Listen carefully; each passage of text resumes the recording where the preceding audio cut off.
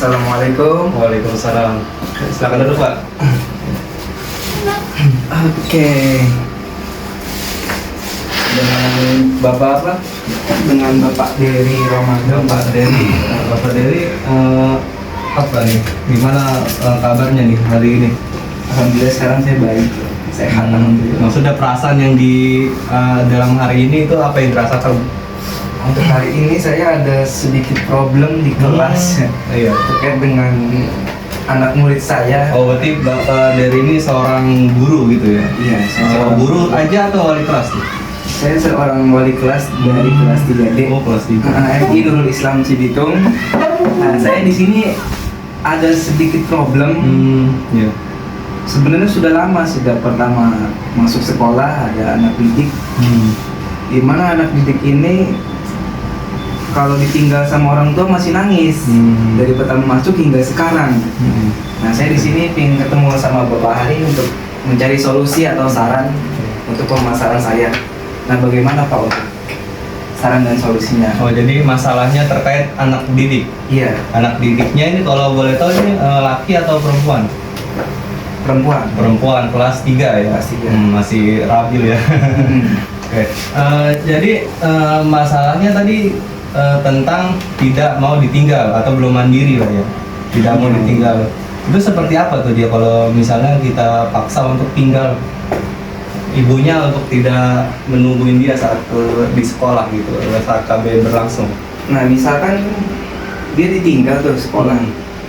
Nah, anak tersebut malah menjerit, nangis, dan nggak mau berhenti. Oh iya. Udah saya baik-baikin, udah saya lus-lusin, udah saya apa sih namanya istilah tenangin, tapi tetap nangis. Nah, saya masih bingung di situ. Nah, saya sekarang lagi nyari solusi. Nah, makanya saya datang ke Bapak Hari. Itu perkiraan usia anaknya itu waktu pertama kali masuk DMI ini sesuai nggak? Atau misalkan kita tahu nih kalau misalnya kelas 1 itu kan harus 6 tahun. Iya. Apakah dia ini kan berarti kelas itu 6 tahun? Kelas 2 7, berarti kan 8 ya? 8 tahun kan ya usianya kan ya? 8 atau 9 tahun lah ya. Apakah sudah mencapai usia itu atau masih mungkin dia terlalu cepat untuk masuk MI-nya? Kalau itu saya belum tahu. Belum tahu, mungkin nanti bisa ditanyakan. Tapi Itu salah satu. tahu saya dari kelas 1 sampai kelas 3 anaknya begitu. Memang seperti itu anaknya. Cuma sampai beberapa bulan. Nah, di kelas saya doang nih sampai sekarang masih nangis. Saya masih bingung. Mungkin Bapak pernah sharing nggak sama orang tuanya gitu waktu pengambilan rapor mungkin atau iya seperti itu? Lagi itu orang tuanya nggak datang. Oh, nggak datang. Nah, saya bingung. Nanti mungkin bisa sharing juga orang tuanya nih apakah mungkin anak ini terlalu dimanja karena emang kalau dalam psikoanalisis itu anak itu usia emas 0 sampai 5 tahun gitu. Jadi tergantung pola asuh orang tuanya. Kalau misalnya itu anak dimanjain nanti akan kebawa ke sekolahnya. Sebaliknya kalau misalnya anak itu udah diajarin agak keras, mungkin tegas bukan keras ya, agak tegas, anak itu mungkin akan jadi penurut gitu. Tadi kan beda-beda nih, ada anak pertama, anak tengah, dan anak bontot beda-beda. Nah itu saya tanya itu apakah ini anak pertama, kayaknya mungkin anak bungsu ya? Anak tunggal. Oh anak tunggal. Ya, pantas ya, mungkin Satu-satunya. Iya, paham doang intinya. Ya orang tua pasti mau yang terbaik anaknya, mungkin dia ini kalau mau beli ini diturutin, kalau nggak turutin dia ngambek. Nah mungkin dengan dia ngambek itu mungkin dia memposisikan Bapak Dery ini seperti orang tuanya. Artinya kalau dia tidak tidak dituruti keinginannya, dia akan ngambek atau tantrum lah istilahnya ya. Tantrum. Ngambek ya, seperti itu. Jadi tadi yang upaya apa yang sudah Bapak Dery lakukan? Saya sudah menyiapkan teman sebangkunya yang sefrekuensi sama dia. Perempuan, karena dia perempuan saya kasih perempuan. Nah, pada saat ulangan ini ya kan diharuskan selang-seling laki perempuan. Nah, pada saat saya kasih yang laki-laki, teman laki-laki malah nangis. Nah, saya bingung di situ tuh. Jadi kan di sana kan di kelas itu jadi nggak ada rasa keadilan yang lain pada cowok cewek dan sedangkan dia perempuan sama perempuan. Tapi untuk ujian itu tetap ditungguin atau tidak tuh? Ujian pun masih ditungguin juga. Mungkin nanti jadi masalahnya anak tersebut masih tidak mau ditinggal sama ibunya gitu ya. Masih menganggap Pak Dery itu anaknya, maksud Pak Dery itu orang tuanya. Jadi dia merasa seperti itu. Dia apa yang dilakukan ke orang tuanya akan dilakukan ke bapak juga kan, dia merasa orang tuanya gitu kan. Ya kalau kayak gitu juga Ya mungkin ya nanti bisa kita jadi udah tahu nih masalah nih. Jadi anak itu tantrum, nanti mungkin Bapak Dery tanyakan ke orang tuanya apakah nih anak ini emang dimanjain yang pertama. Terus yang kedua ini apakah ini anak itu seperti itu juga perlakuannya di rumah atau beda di sekolah, nanti bisa ditanyakan ke orang tuanya yang lebih langsung. Dan yang ketiga, apakah anak itu usianya cocok, karena emang ada Pak SKKD namanya standar kompetensi kemandirian di peserta didik, SKKPD namanya. Nanti udah ada, saya nanti kalau bisa kalau Bapak lihat mau saya kirim aja ke Bapak. itu terkait umur. Ya umur bisa jadi, karena kan anak itu ya tahu sendiri kan perkembangannya beda-beda. Anak yang kurang dia ya itu ada yang berkembangnya lebih cepat, ada yang kurang, ada yang standar-standar aja. Kayak anaknya Bu Ikin lah contohnya gitu kan, dia harusnya kan dia masih kelas 4 kan Pak, masih kelas 3. Karena mungkin dia ada perkembangannya cepat, tapi ya itu dia masih kayak anak-anak tingkahnya, seperti itu. Jadi kalau misalnya dalam teknis sekali ini dalam 1 sampai 10 tuh kira-kira anaknya menurut Bapak gimana tuh? Tingkat kemanjaannya kalau di kelas menurut Bapak dari 1 ke 10 berapa? 10. Banyak kan? Cut. Tadi seperti saya bilang dalam teknis scaling itu seberapa besar sih masalahnya? Dari 1 sampai skala 1 sampai 10 gitu. Kalau bisa- tingkat kemanjaan anaknya gitu. Kalau bisa saya katakan sih 10 Pak. Banyak juga. Udah maksimal kayak gini. Itu seperti apa tuh manjanya kalau di kelas?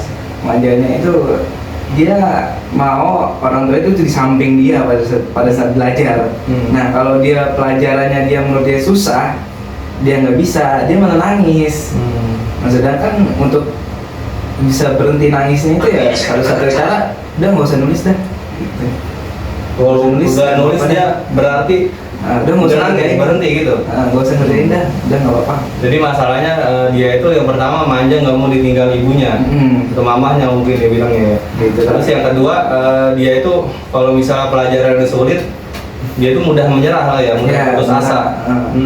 Dan dia itu bukannya bertanya kepada guru tapi melampiaskan emosi dengan nangis gitu.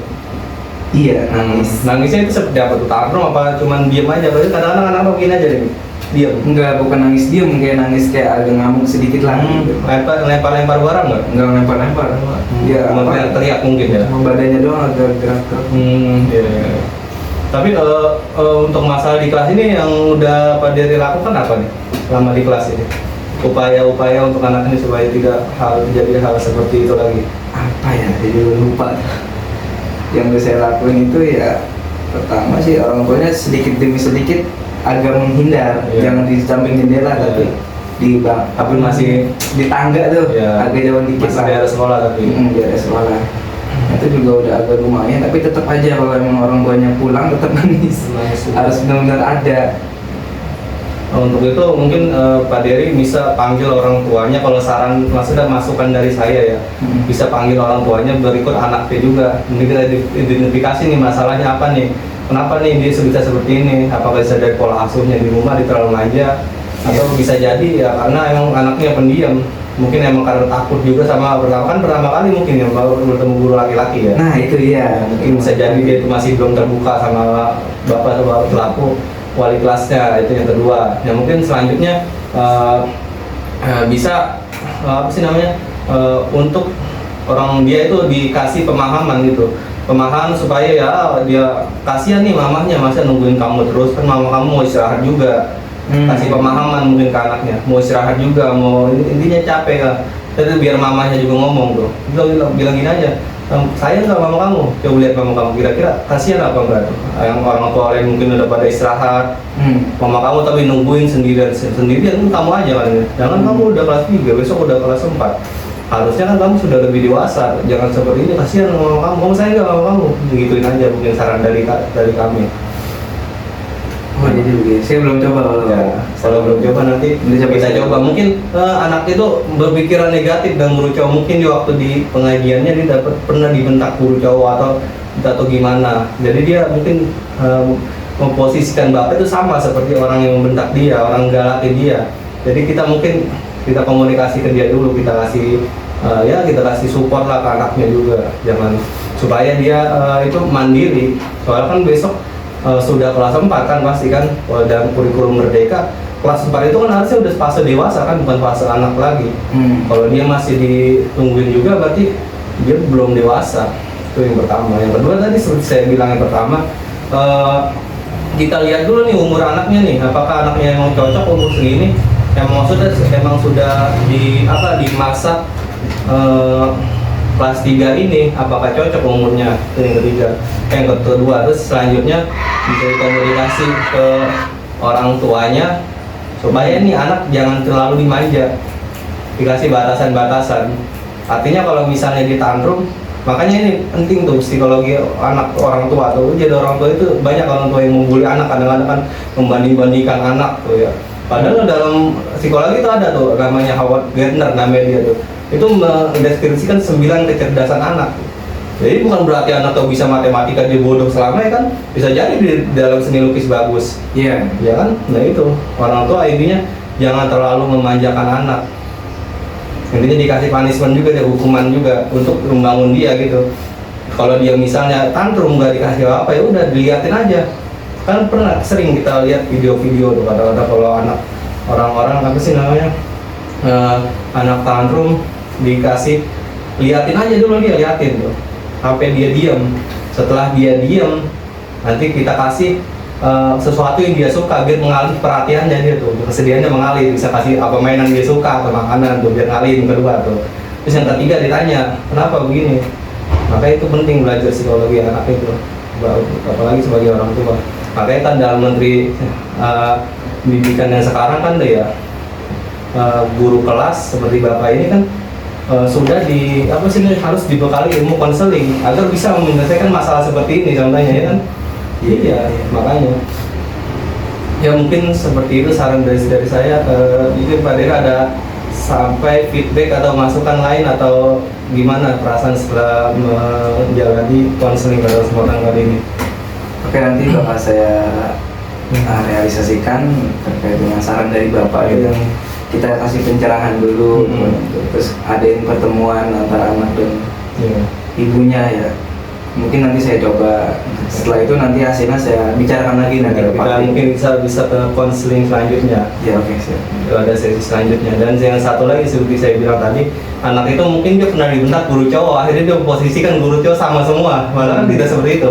Sama kita ajak ngomong dia, kita ubah pikiran negatif dia menjadi pikiran positif, bahwa tidak semua guru cowok itu menakutkan gitulah ya kan. Mungkin anak-anak ada yang ya seperti kita tahu, ada yang sangat ekspresif, mungkin dia udah mengalami perasaannya sangat antusias, ada yang merasakan dipendam gitu, introvert lah gitu ya. Mungkin anak itu salah satunya seperti itu. Itu yang terus kalau misalnya di sekolah juga, bapak juga selaku wali kelas jangan terlalu dikasih, dimanjakan atau dia minta ini kita iyakan, jangan. Iya. Kita kasih punishment juga, dikit-dikit dia kasih hukuman gitu. Jangan terlalu kita iyakan, iya itu tidak bagus untuk perkembangan dia. Ya mungkin seperti itu. Nah, setelah menjalankan sesi konseling kali ini tadi kan dari skala dari 1 sampai 10, Bapak sangat banyak tuh 10. Setelah ini mungkin kan sudah ada pencerahan ya. Kira-kira sesi ini gimana tuh? Apakah berkurang atau tetap? Menurut saya sih tetap kayak 10 deh. Tapi nanti saya coba ada perkembangan ya kan. Maksudnya kan waktu 10 itu belum ada pencerahan ya. Maksudnya setelah mendapat pencerahan ini kira-kira tingkat keberhasilan itu gimana tuh?